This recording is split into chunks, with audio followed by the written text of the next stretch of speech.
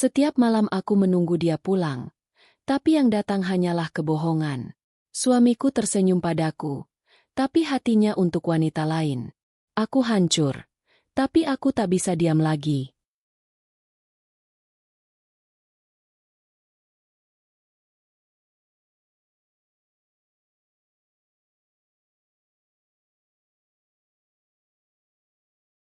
Bagi Nadia, hidupnya terasa seperti kisah cinta yang sempurna. 3 tahun menikah dengan Arman, pria yang dulu begitu lembut dan penuh perhatian, membuatnya percaya bahwa cinta sejati benar-benar ada. Setiap pagi, Arman selalu menatapnya sambil tersenyum, mengecup keningnya, dan berbisik, "Kamu adalah alasan aku pulang." Namun entah sejak kapan, kebiasaan itu mulai hilang. Tak ada lagi senyum pagi. Tak ada sapaan hangat. Semua terasa datar. Rumah kecil mereka yang dulu penuh tawa kini sepi seperti ruangan tanpa jiwa. Nadia mencoba menepis perasaan aneh itu. Ia berpikir, mungkin Arman hanya lelah dengan pekerjaannya di kantor. Ia tetap memasakkan makanan favorit suaminya. Tetap menunggu pulang di depan pintu seperti dulu. Tapi yang datang bukan lagi pelukan, melainkan tatapan kosong. Malam itu, saat Arman pulang lebih larut dari biasanya, Nadia mencoba bicara. "Mas, kenapa akhir-akhir ini kamu berubah?" Suaranya pelan, nyaris bergetar. Arman hanya menatapnya sekilas, lalu berkata, "Kamu terlalu banyak berpikir, Nat. Aku cuma sibuk." Jawaban itu menampar hatinya lebih keras dari apapun. Ada jarak yang tak bisa dijelaskan. Jarak yang semakin hari semakin melebar. Di dalam hatinya, Nadia berperang dengan rasa takut. Ia mencoba tetap kuat, tapi setiap malam, kesepian menghantamnya seperti gelombang tanpa akhir.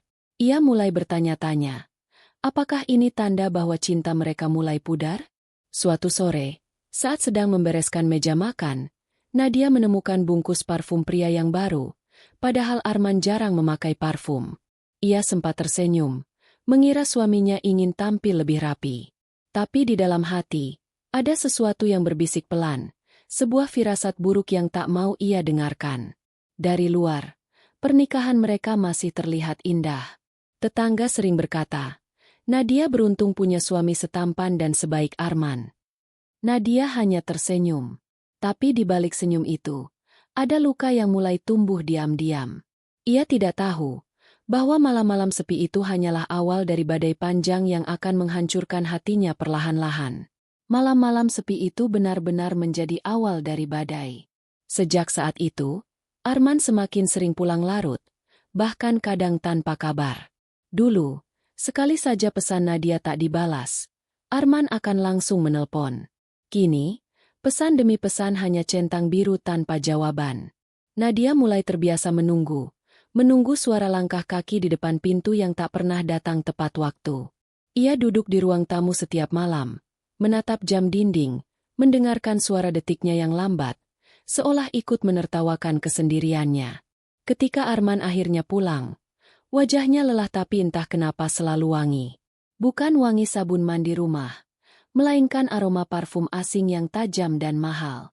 "Mas kerja lembur lagi?" tanya Nadia pelan, mencoba tersenyum. Arman hanya mengangguk singkat tanpa menatapnya. Langsung menuju kamar mandi. Setiap kali begitu, dada Nadia terasa sesak. Ada jarak yang makin sulit dijembatani. Ia berusaha mencari alasannya. Apakah karena dirinya sudah tidak menarik lagi? Atau karena perhatiannya dianggap berlebihan? Suatu pagi, Arman bersiap lebih rapi dari biasanya. Kemeja baru, sepatu mengkilap, dan semangat yang berbeda. "Kamu kelihatan bahagia banget hari ini," ujar Nadia mencoba bercanda. Arman tersenyum samar. "Ya, soalnya hari ini ada meeting penting," katanya. Tapi Nadia tahu, bukan itu alasannya. Matanya berbinar dengan cara yang berbeda, bukan karena pekerjaan, tapi karena seseorang. Sepeninggal Arman, Nadia menatap meja makan yang penuh sisa sarapan yang tak disentuh. Air matanya menetes tanpa ia sadari. Ia merasa rumah itu bukan lagi rumah, tapi tempat asing yang perlahan menelannya hidup-hidup. Hari-hari berikutnya, Arman makin jarang di rumah. Teleponnya selalu sibuk, dan setiap kali Nadia mencoba bicara, jawabannya selalu dingin. Jangan cemburu terus, Nat. Aku capek. Kalimat itu mematahkan semangatnya sedikit demi sedikit. Namun di balik air mata, hati Nadia berbisik, ada sesuatu yang disembunyikannya. Dan malam itu, saat Arman tertidur pulas, Nadia menatap ponsel di atas meja nakas dengan tangan gemetar. Untuk pertama kalinya dalam hidupnya, ia berpikir untuk membuka rahasia suaminya sendiri. Tangan Nadia bergetar saat perlahan mengambil ponsel Arman dari meja nakas. Jantungnya berdetak cepat. Keringat dingin mulai membasahi telapak tangannya. Ada rasa bersalah, tapi juga rasa takut. Takut pada kebenaran yang mungkin akan ia temukan.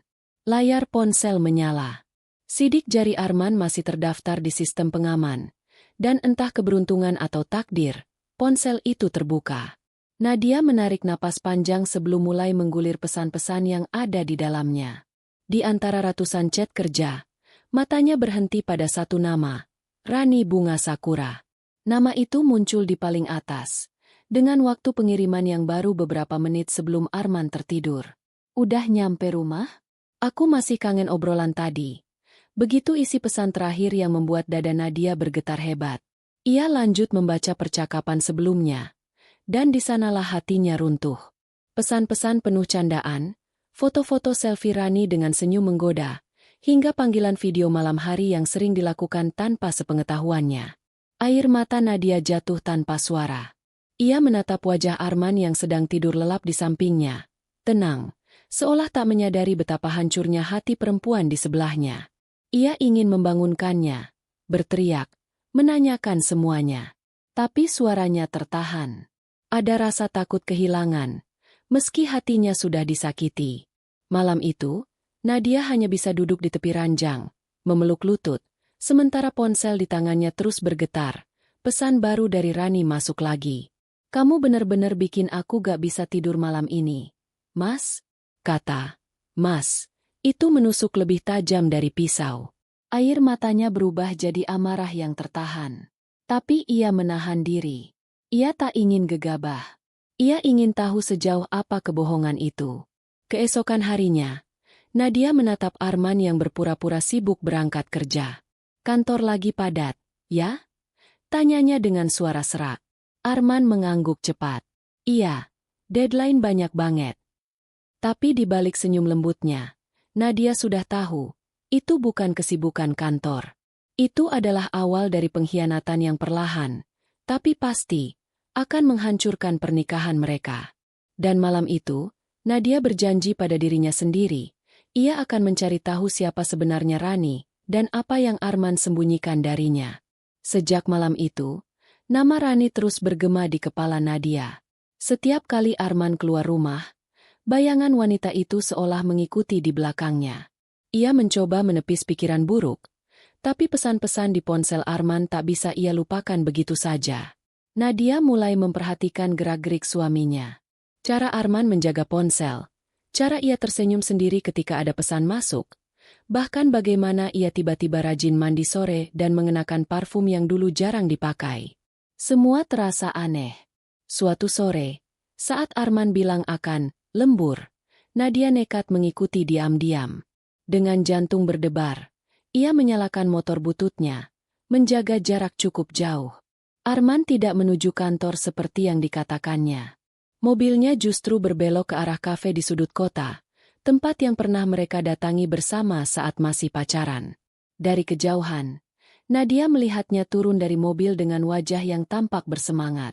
Tak lama kemudian, seorang wanita datang. Rambut panjang, pakaian rapi, dan senyum yang terlalu manis untuk sekadar teman kerja. Rani.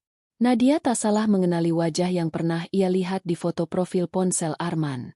Saat Arman dan Rani tertawa bersama di meja kafe, dada Nadia serasa diremas. Dunia di sekitarnya mendadak kabur.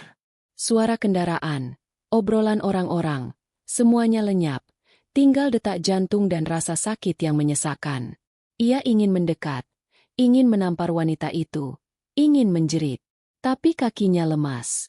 Ia hanya berdiri di balik kaca mobil, Menatap dua orang yang dulu ia percayai sepenuh hati kini berbagi tawa di depan matanya sendiri. Ketika hujan tiba-tiba turun, Nadia baru sadar dirinya basah kuyup. Tapi ia tetap di sana, menatap Arman memayungi Rani dengan jaketnya. Jaket yang dulu selalu ia pinjam saat kedinginan. Malam itu, Nadia pulang dengan mata bengkak dan hati hancur. Ketika Arman tiba di rumah beberapa jam kemudian, ia berpura-pura baru dari kantor. "Lembur?" tanya Nadia lirih. Arman tersenyum samar. "Iya, capek banget."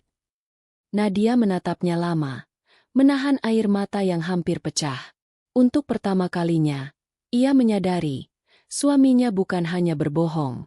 Ia sudah kehilangan dirinya dalam kebohongan yang ia ciptakan sendiri.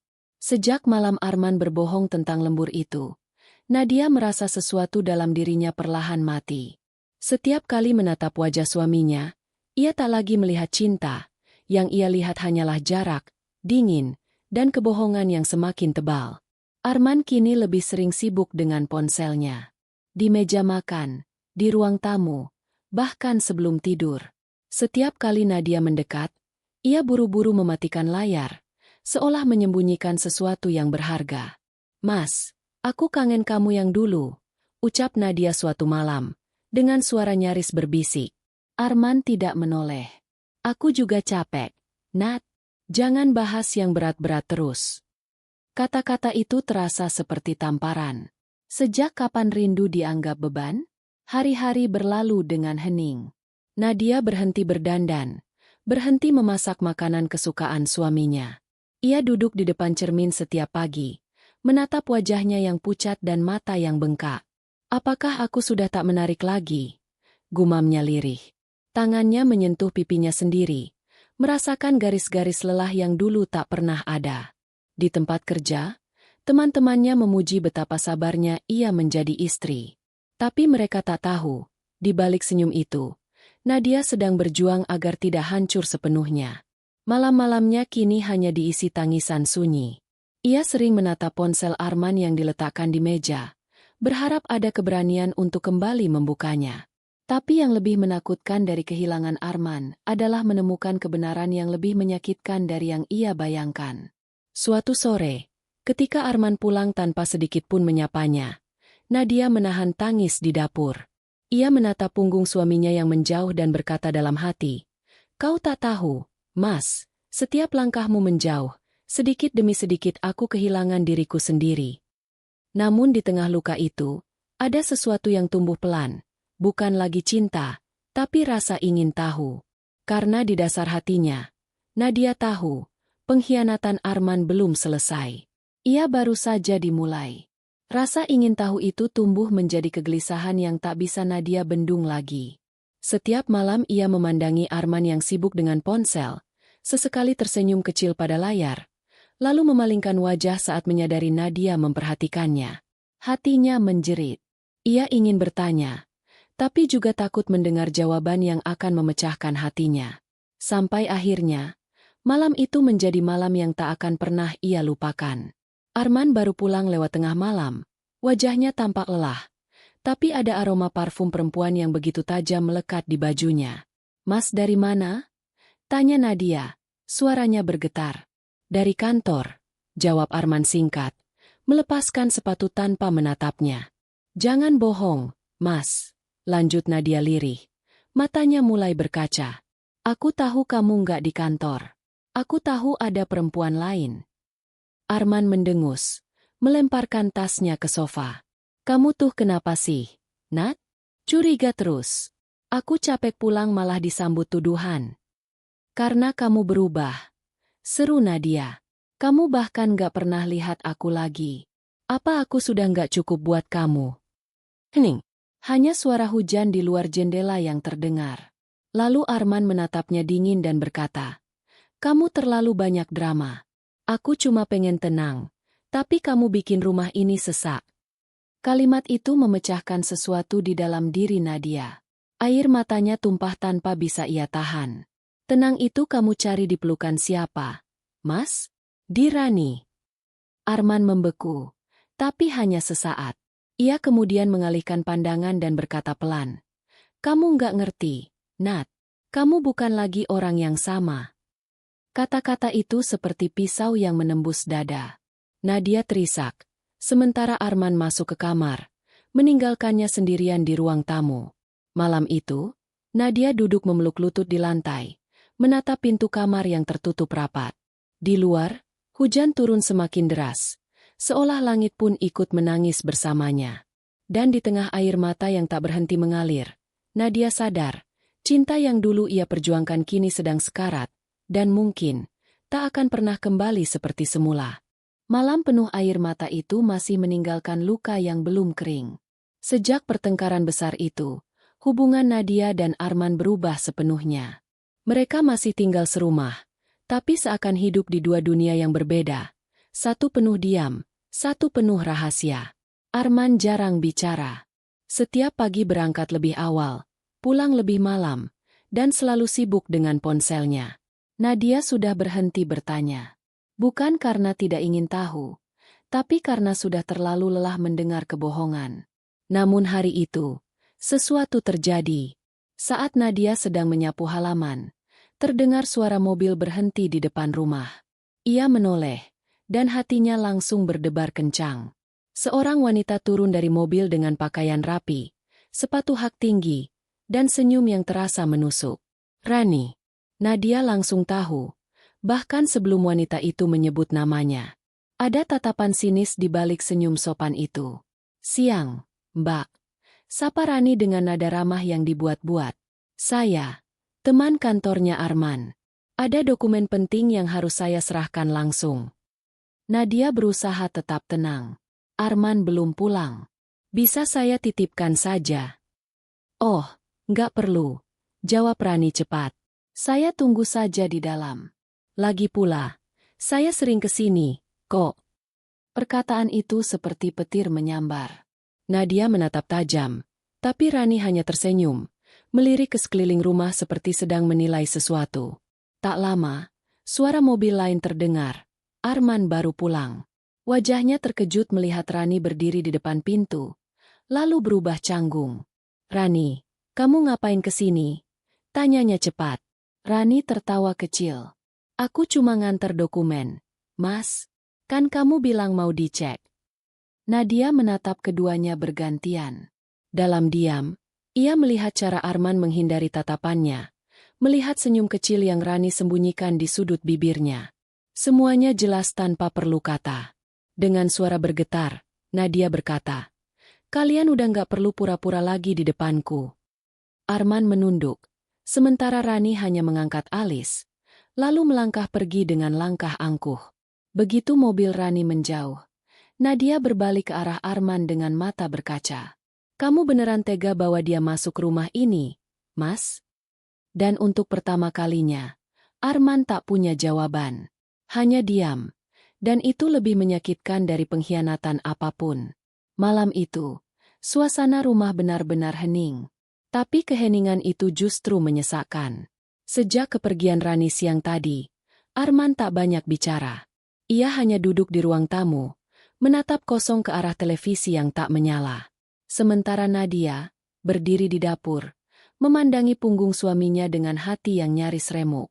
Kata-kata Rani terus terngiang di kepala. Saya sering ke sini, kok. Kalimat sederhana, tapi cukup untuk menghancurkan seluruh kepercayaan yang pernah Nadia tanam selama bertahun-tahun. Mas, suaranya lirih, hampir tenggelam dalam udara dingin malam. Arman menoleh, tapi tanpa ekspresi. Aku cuma mau tahu satu hal. Kamu, beneran cinta sama dia? Pertanyaan itu membuat Arman terdiam lama. Nafasnya berat, matanya menghindar. Jawab aku, Mas, desak Nadia. Air matanya mulai jatuh. Aku cuma butuh jujur. Sekali ini aja. Arman akhirnya bicara pelan. Aku, nggak tahu, Nat. Tapi sama dia, aku merasa hidup lagi. Kata-kata itu menghantam dada Nadia seperti batu besar. Ia tertawa getir di tengah air mata. Jadi selama ini aku apa, Mas? Tempat singgah sementara waktu. Arman tak menjawab. Ia berdiri, mengambil jaket, dan langkahnya berat tapi pasti menuju pintu. Mas mau kemana? Suara Nadia bergetar. Pergi dulu. Jawabnya singkat. Pergi. Sama dia. Arman menunduk. Tak menyangkal. Dan keheningan yang menyusul menjadi jawaban paling kejam yang pernah Nadia terima dalam hidupnya. Saat pintu tertutup, Nadia ambruk di lantai. Suaranya pecah. Tangisnya bergema di seluruh ruangan. Semua kenangan tiba-tiba berputar. Hari pernikahan, malam-malam penuh tawa, janji sederhana di bawah hujan. Semuanya kini terasa palsu. Dalam kesepian yang menusuk, Nadia menatap foto pernikahan mereka di dinding. Kalau cinta ini harus mati, biarlah aku yang menguburnya sendiri, bisiknya dengan suara serak. Malam itu, untuk pertama kalinya, Nadia sadar, ia tak lagi memiliki apapun, kecuali dirinya sendiri yang sedang berusaha bertahan di tengah runtuhan cinta yang ia bangun sendirian. Tangis Nadia malam itu menjadi saksi betapa rapuhnya hati seorang perempuan yang setia. Namun ketika pagi datang, ia tak ingin lagi menangis dengan wajah sembab. Ia berdiri di depan cermin, menatap dirinya sendiri yang tampak lelah tapi masih bernapas. Cukup, Nat. Kamu sudah terlalu lama hancur.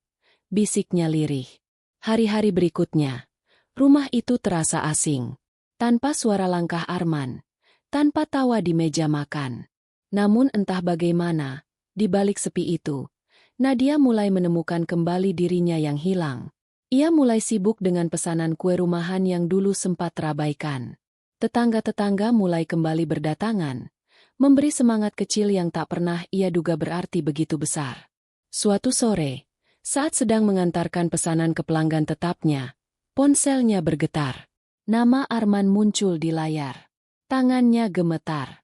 Tapi kali ini, Nadia tak langsung menjawab.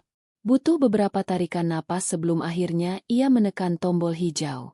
Nat, aku minta maaf. Suara itu parau di seberang. Nadia diam. Aku salah. Semua ini salahku. Aku kira aku butuh hal baru, tapi ternyata cuma kamu yang bikin aku tenang. Ucap Arman, suaranya seperti menahan tangis. Hening. Yang terdengar hanya suara angin sore menyapu daun-daun di depan rumah pelanggan itu. Nadia memejamkan mata.